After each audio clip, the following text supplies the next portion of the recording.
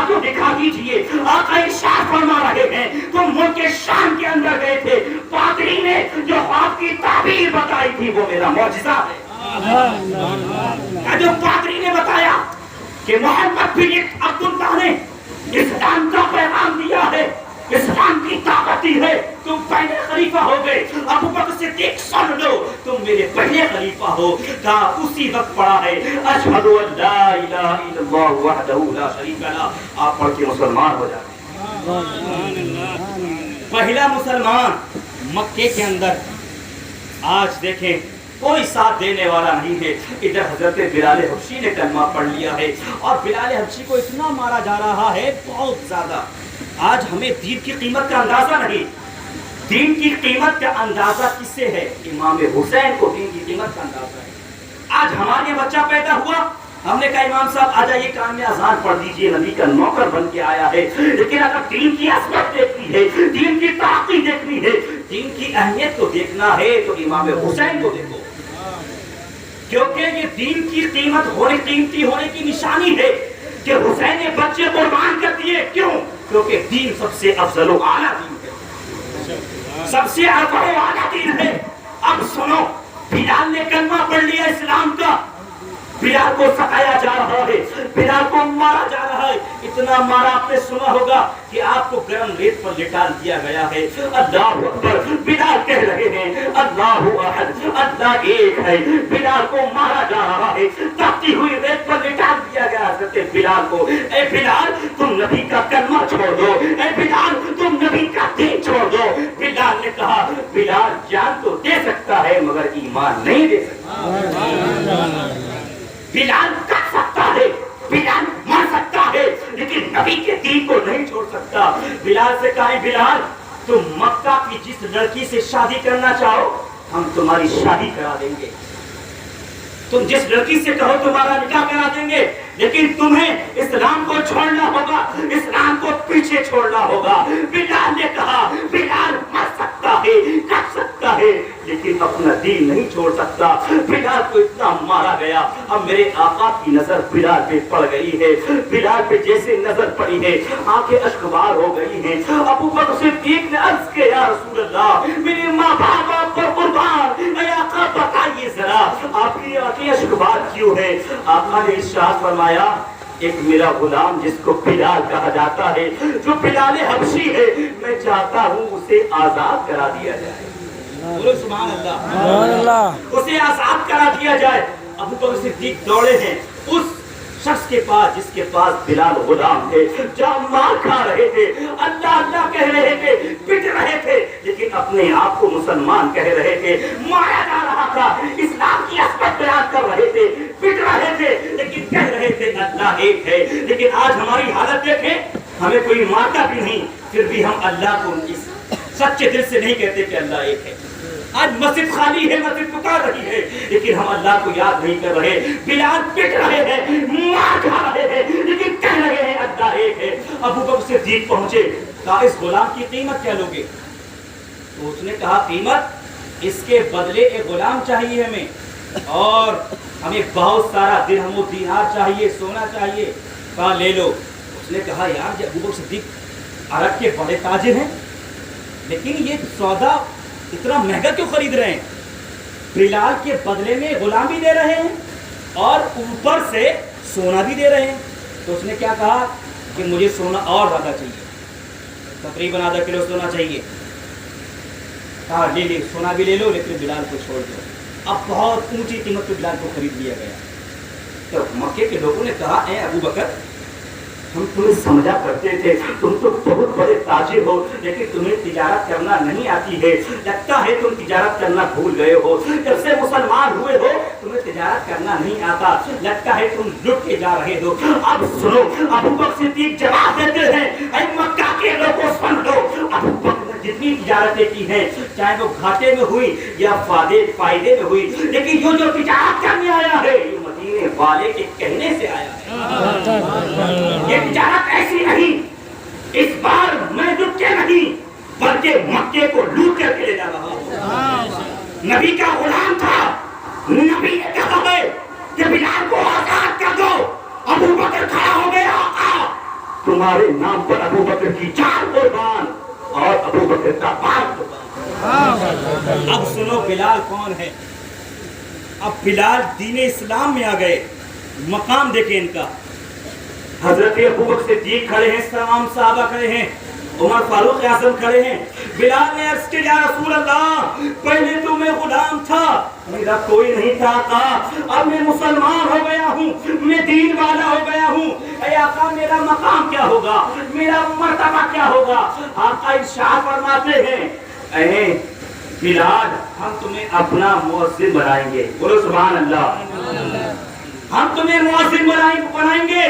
جب تم مسجد سے پکارو گے حی علی الصلاۃ تو ابو بکر دوڑتے ہوئے نظر آئیں گے، جب تم پکارو گے عمر فاروق اعظم دوڑتے ہوئے نظر آئیں گے، جب تم بلاؤ گے ہم تمہیں اپنا مؤذن بنائیں گے، تمہیں کعبے کی چھت پہ کھڑا کر کے اللہ اکبر کہنا۔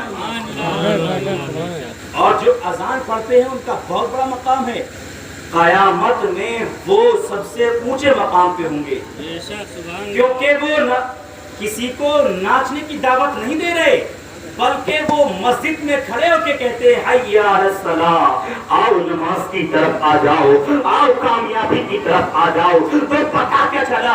ابو بکر صدیق نے حضرت بلال کو آزاد کرا دیا ہے، بلال اسلام میں آ گئے ہیں۔ اب ابو بکر صدیق اب بہت سارا ظلم کرا مکے والوں نے، آقا کو اتنا ستایا، آقا کو مارا کرتے تھے پتھر۔ آقا اللہ کا حکم ہے محبوب آپ ہجرت کر لیجیے، یہاں سے مکہ چھوڑ دیجیے۔ امام حسین نے بھی مکہ چھوڑا، مدینہ چھوڑا، پھر کربلا گئے، وہ تاریخ میں آپ کو بتاؤں گا۔ آپ سنو، آقا نے فرمایا ابو بکر صبح مکہ چھوڑ کر کے چلنا ہے، تو کہا ٹھیک ہے، اب تیار ہو گئے، فوج کم سے کم 100 کافر لگا دیے گئے کہ آج آقا کو معاذ اللہ قتل کر دیا جائے گا، معاذ اللہ کئی کافروں کو لگا دیا۔ رب کا محبوب ہو، رب کا حکم ہوا محبوب آپ علی کو اپنی جگہ لٹا لیجئے اور آپ مدینہ چلے جائیے۔ ابو بکر صدیق نکلے ہیں اور نکلنے کے بعد مکہ چھوڑ دیا ہے، نبی کے خاطر اپنا خاندان چھوڑ دیا، نبی کے خاطر اپنے بچوں کو چھوڑ دیا ہے، اپنا گھر بار چھوڑ کر ابو بکر صدیق نکل گئے ہیں۔ کبھی آقا کے پیچھے چل رہے ہیں، کبھی آقا کے آگے چل رہے ہیں۔ کسی نے کہا اے ابو بکر آگے چل رہے کبھی پیچھے، تو کہا اس لیے چل رہا ہوں اگر کوئی آقا پہ پیچھے سے حملہ کرے گا تو ابو بکر وہاں کھڑا ہو جائے گا، اگر کوئی دائیں طرف سے حملہ کرے گا تو ابو بکر دائیں طرف کھڑا ہو جائے گا۔ اب ایک غار ہے جس کا نام غار حمام ہے، اسے غار سور بھی کہا جاتا ہے، وہ مکہ کی پہاڑیوں کے اندر ہے۔ جو مکہ گئے ہوں گے وہ قسمت والے ہیں۔ اب سنو، یہ وہ پہاڑی پہ آدمی تنہا نہیں چل سکتا، ابو بکر صدیق نے اپنے کاندھے پہ آقا کو بٹھا کر اس پہاڑی پہ چڑھے ہیں۔ آپ اس غار کے اندر گئے، آقا کو باہر کر دیا، اے آقا آپ کھڑے ہو جائیے، میں اس غار کے اندر جا کر کے دیکھ لوں، اس کی صفائی کر دوں۔ ابو بکر صدیق غار کے اندر گئے ہیں، جانے کے بعد دیکھا غار کے اندر طرح طرح کے چھید ہیں، اس میں سوراخ ہیں، کوئی سانپ کا سوراخ ہے، کوئی بچھو کا۔ آپ اپنے کپڑا پھاڑتے رہے اور پھاڑنے کے بعد سارے سوراخوں کو بند کر دیا۔ آقا کو آواز دی، اے میرے آقا اندر تشریف لے آئیے۔ آقا پہنچے ہیں، ایک سوراخ باقی رہ گیا، ایک سوراخ باقی رہ گیا۔ حضرت ابو بکر صدیق نے اپنی اینڈی وہاں رکھ دی، اپنی اینڈی کو رکھا اور کہا آقا اندر تشریف لے آئیے۔ آقا اندر آئے ہیں، ابو بکر صدیق نے اپنی رات کو بچھا دیا ہے، بچھانے کے بعد کہا آقا لیٹ جائیے۔ آقا لیٹ گئے، لیکن یاد رکھو دوستو، وہاں جیسے آپ نے جہاں پیر رکھا تھا وہ وہاں سانپ تھا۔ کون سا سانپ؟ جو پہاڑوں میں رہا کرتا ہے۔ پہاڑوں کے سانپ بہت خطرناک ہوا کرتے ہیں۔ اللہ اکبر، جیسے اس کے سوراخ پر اندھیرا ہوا ہے، ابو بکر صدیق کی گود میں سر رکھ کر مدینے والے آقا آرام فرما رہے ہیں، آقا آرام فرما رہے ہیں۔ ذرا غور کرو پیارے، جیسے اس سانپ نے ڈنک مارا ہے، کاٹا ہے ابو بکر صدیق کے، ابو بکر صدیق کی تکلیف شروع ہو گئی، لیکن دل میں خیال آیا اے ابو بکر تیری گود کے اندر نبی مختار لیٹے ہوئے ہیں، اگر ہو سکتا ہے تو نے پیر کو ہلا دیا تو آقا کی آنکھ کھل جائے گی۔ اے ابو بکر پیر نہیں ہلانا ہے۔ پھر سانپ ڈنک مارتا رہا، ڈنک مارتا رہا، ابو بکر صدیق نے اپنا پیر نہیں ہلایا۔ کسی نے بڑی پیاری بات دیکھی، اپنی وفاؤں کی حد کر دی، سانپ کے منہ پہ اینڈی رکھ دی، کیا کیا تھے اصحاب پیغمبر صلی اللہ علیہ وسلم. اب سنو تکلیف بڑھتی گئی ابو بکر صدیق کی, رونے لگے, آنکھوں سے آنسو نکل رہے ہیں ابو بکر صدیق کے. اے ابو بکر صدیق تمہاری عظمتوں کو سلام ہو. آقا گود میں لیتے سانپ تک مار رہا ہے, وہ سانپ پہاڑوں کا سانپ ہے, اگر ہم سانپ کو دیکھ لیں تو حالت خراب ہو جائے, لیکن ابو بکر کا پیر رکھا ہوا ہے. اللہ اکبر, آنسو نکلنا شروع ہو جاتے ہیں, آنسو نکلنے لگتے ہیں. آقا کے چہرے پر آنسو گرنا شروع ہو جاتے ہیں. جیسے ہی آقا کے چہرے پہ آنسو گرے, آقا کی آنکھ کھل گئی. پوچھا ابو بکر کس چیز نے تمہیں رلا دیا ہے؟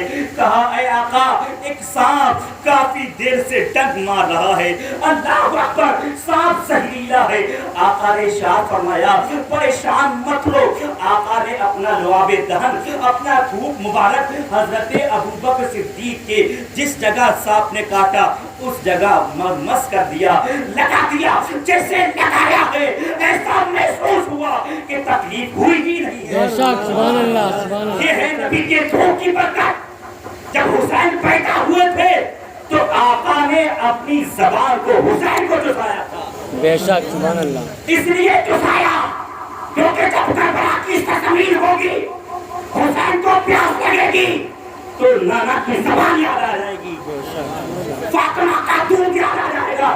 تو پکا کے چلا, وہاں تھوک لگایا, لیکن حسین کو تھوک نہیں بلکہ زبان چسا دی اور بتا دیا لوگوں حسین کربلا ضرور جائے گا, تو پیاس کے لیے نہیں بلکہ اسلام کو بچانے کے لیے جائے گا, اسلام کی عظمت بیان کرنے جائے گا. اب تکلیف دور ہو گئی. اب کہا آقا پیاس لگ رہی ہے. ابو بکر صدیق نے کیا کہا؟ پیاس لگ رہی ہے. آپ بتاؤ غار کس نے صاف کری؟ حضرت ابو بکر صدیق نے صاف کری. تو پانی ہے کہ نہیں کس سے معلوم ہونا چاہیے؟ ابو بکر صدیق کو معلوم ہونا چاہیے نہیں چاہیے؟ سب توجہ سن لیں. تو وہ آقا سے پانی کیوں مانگا؟ پانی تھا ہی نہیں اس کے اندر. لیکن آقا نے کیا فرمایا؟ جاؤ ابو بکر فلاں جگہ پانی رکھا ہے غار کے اندر, اٹھا کے پی لو. اب کیا ہوا؟ ابو بکر تو یہ کہتے ہیں یا رسول اللہ میں نے تو غار صاف کر لیا, پانی تو مجھے کہیں نہیں ملا. لیکن آپ کہہ رہے ہیں پانی ہے. تو ابو بکر صحابی تھے, وہ نہیں تھے. عاشق رسول تھے, نبی کا عشق کرنے والے تھے, کوئی ایسے ویسے نہیں تھے. کہاں پانی کا فلاں جگہ. اللہ نے جبریل کو حکم دیا, اے جبریل, کہا جی رب جلیل, کہاں ہو؟ کہا سدرا پر. بولے جاؤ جنت کی نہریں اس غار کے اندر چھوڑ دو, کیونکہ میرے محبوب نے کہہ دیا یہ فلاں جگہ پانی ہے, اور رب کا محبوب نے کہا ہے تو پانی ہوگا. ابو بکر دوڑے ہیں پانی پینے کی طرف. پانی کا جیسے دیکھا پانی ایک جگہ موجود. اب پانی پیا. پانی پینے کے بعد آقا کی بارگاہ میں پہنچے. آقا نے کہا پانی پی لیا؟ پانی پیا؟ کہا جی یا رسول اللہ پیا. آپ نے پانی کو کیسا پایا؟ اب سنو ابو بکر صدیق بیان کرتے ہیں یا رسول اللہ جب میں نے پانی کو چھوا تو برف سے زیادہ ٹھنڈا. بولے سبحان اللہ. برف سے زیادہ ٹھنڈا. جب ہونٹوں کے قریب کیا تو مشک سے زیادہ خوشبودار. جب اس کی طرف دیکھا تو دودھ سے زیادہ سفید. جب پیا تو شہد سے زیادہ میٹھا نظر آیا. اب بتاؤ پانی تو وہاں تھا نہیں. تو آقا نے فرمایا وہ پانی جبرائیل لے کر گیا. بولو سبحان اللہ. جبرائیل نے جنت کی نہروں کا رخ اس غار کے اندر موڑ دیا تھا اور بتا دیا تھا کہ یہ اللہ کی رسول کا وعدہ ہے کہ پانی ہے. اب دیکھو چار چیزیں بیان کی ابو بکر صدیق نے. جب پانی کو چھوا تو برف سے زیادہ ٹھنڈا, شہد سے زیادہ میٹھا, اور دودھ سے زیادہ سفید, اور ایک بس اور تھا مشک سے زیادہ سفید. ماشاءاللہ توجہ سے سنیں گے تو میرا بھی دل کرے گا کہ آپ کو ایسی کچھ بات سکھا کر کے جائیں. تو آپ نے کتنی بات جان لی. سب سے بڑے صحابی ہیں, ان سے بڑا صحابی کوئی نہیں ہے. اب سنو انہوں نے کتنی قربانیاں دی, کتنی قربانیاں, سب کچھ چھوڑ دیا اپنی بات. ان کی یہ خواہش تھی, کیا تھی؟ پہلی خواہش یہ تھی ان کی کہ مال میرا ہو, خرچ میرے آقا کرے. بولو سبحان اللہ. مال میرا, اور کہاں بیٹی میری ہو, نکاح آقا کرے. بولو سبحان اللہ. तो दो बातें पूरी हो गई अबू बकर सिद्दीक की। कौन कौन सी? माल मेरा आका खर्च करें, सुभान अल्लाह। बेटी मेरी निकाह आका करें। तो ये दो काम हो गए। एक ख्वाहिश क्या थी कि मैं आका को जी भर के देखता रहूं। जब मैं आका को देखूं तो कोई मेरे आसपास मौजूद ना हो। जब आका बाग के अंदर गए तो अबू बकर सिद्दीक ने गोद में लिटालने के बाद आका के चेहरे को देखते रहे। 3 आरज़ू पूरी हो गई आपकी। तो आप देखें कितना बड़ा मकाम है।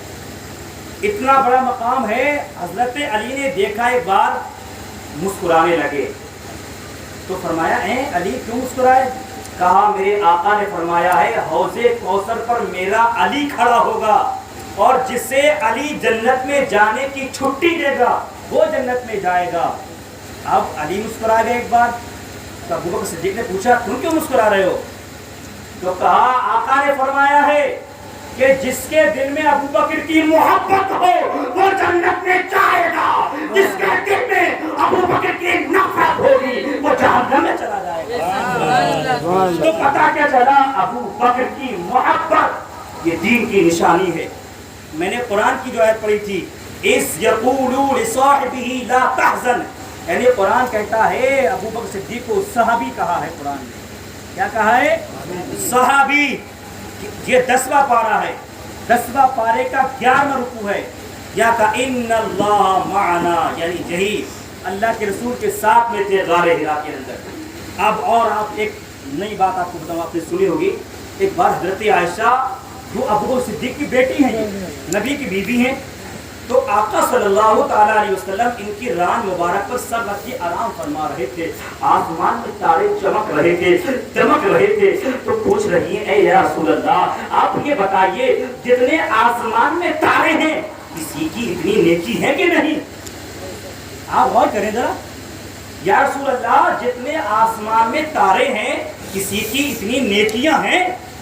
तो आका इरशाद फरमाते हैं, अरे आयशा, इतनी नेकी मेरी उम्र की नेकी, बोलो सुभान अल्लाह। किसकी नेकी है इतनी? उमर फारूक आज़म की। कितनी नेकियां? जितने आसमान में तारे हैं इतनी नेकियां अबू बकर सिद्दीक के, इसके साथी इसकी है उमर फारूक आज़म की। हजरत आयशा सोचने लगी, या रसूल अल्लाह, मैं समझ रही थी शायद कि मेरे अब्बा की नेकियां होंगी। मैं सोच रही थी, मैं जान रही थी शायद मेरे आका मेरे अब्बा की नेकियां हो।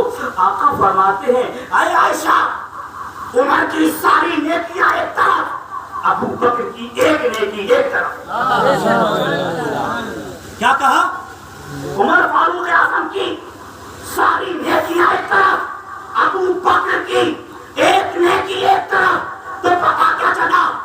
दुनिया वालों का ईमान एक पल्ले में, अबू बकर का एक अकेला ईमान एक पल्ले में बराबर भारी रहेगा।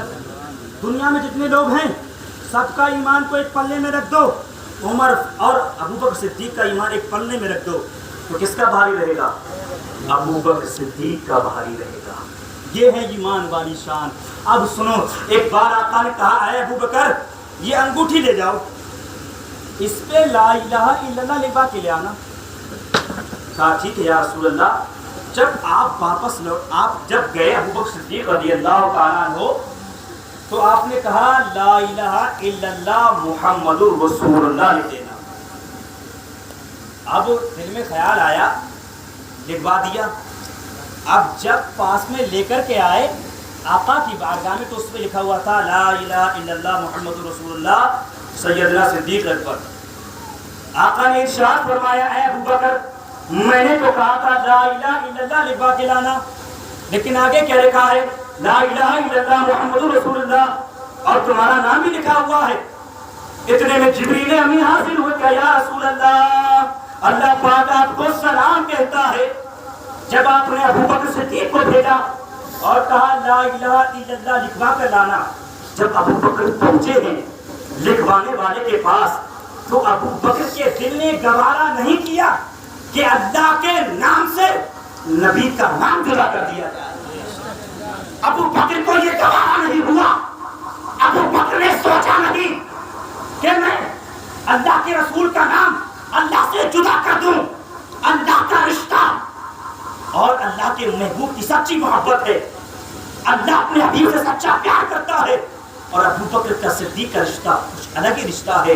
تو جیسے ابو بکر صدیق کے دل میں خیال آیا کہ میں اللہ کے نام کو رسول کے نام سے جدا نہیں کروں گا، تو رب نے فرمایا جبریل محبوب سے کہہ دو جب ہمارے نام سے تمہارا نام جدا نہیں ہوا، اسی طریقے سے تمہارے نام کے ساتھ ابو بکر کا نام ہم نے لکھوا دیا۔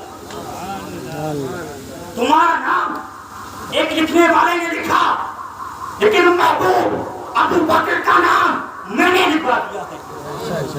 تو پتا کیا چلا، نبی کا سب سے پہلا وفادار تو یہ ہے وہ ابو بکر صدیق ہے، ان سے بڑا صحابی کوئی نہیں ہے جو کہے کہ ابو بکر چھوٹے ہیں، یعنی کہ حضرت علی نے ملک شام میں خطبہ دیا۔ آج لوگ کیا کہتے ہیں کہ علی بڑے تھے، علی چوتھے خلیفہ تھے۔ کون سا خلیفہ؟